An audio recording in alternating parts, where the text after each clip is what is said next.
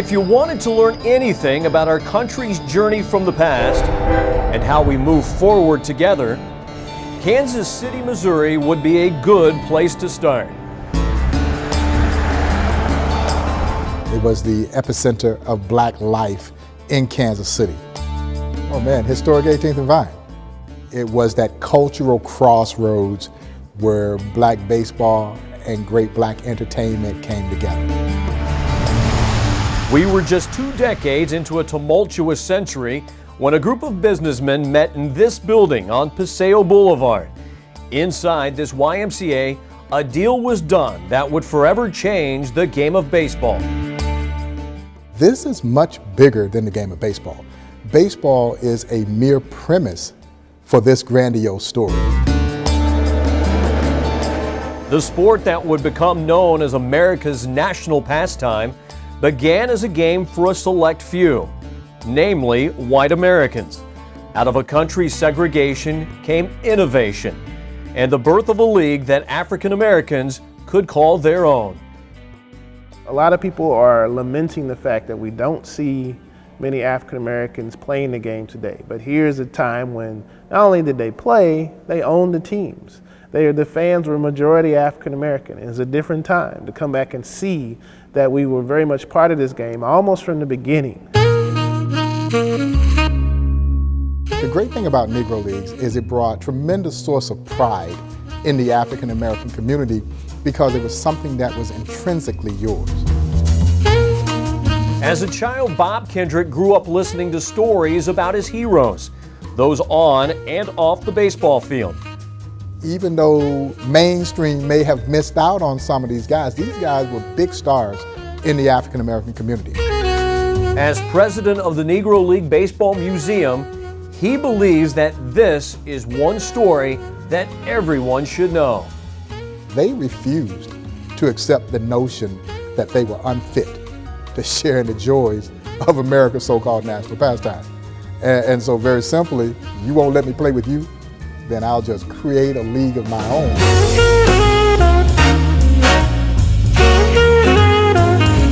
The league produced great players, and the games became the ticket in town. But this was more than just a weekend gathering. There was nothing recreational about a Negro Leagues game. It was the social event of the week. So yeah, you went to those games looking good. You didn't know who you were going to see there. You might be seated next to Lena Horne or Cab Calloway or Louis Armstrong, Count Basie, all the legendary jazz greats, the other entertainers who were also coming out to those ball games. And it created a vibrancy in the African American community that I'm not sure we've seen since the demise of the Negro Leagues. But as time moved, this country moved with it. Healing and acceptance became key, moving forward from the ugliest of times when segregation was the norm. I've often heard people who were involved with the civil rights movement talk about the appreciation of struggle and how you have to be able to embrace struggle and accept it so that you can learn from the things that beat you down and hurt you so that you become out stronger. A lot of fans come here and they still view this story, even though they understand it was separate baseball. They view it in the vacuum away from what was happening in the civil rights movement. But these ball players were not immune to the things that were happening around them in the community and in the country. The museum makes the bold assertion that Robinson's signing to break baseball's color barrier wasn't just a part of the civil rights movement, that it actually signaled the beginning. What happened in this town should always be remembered.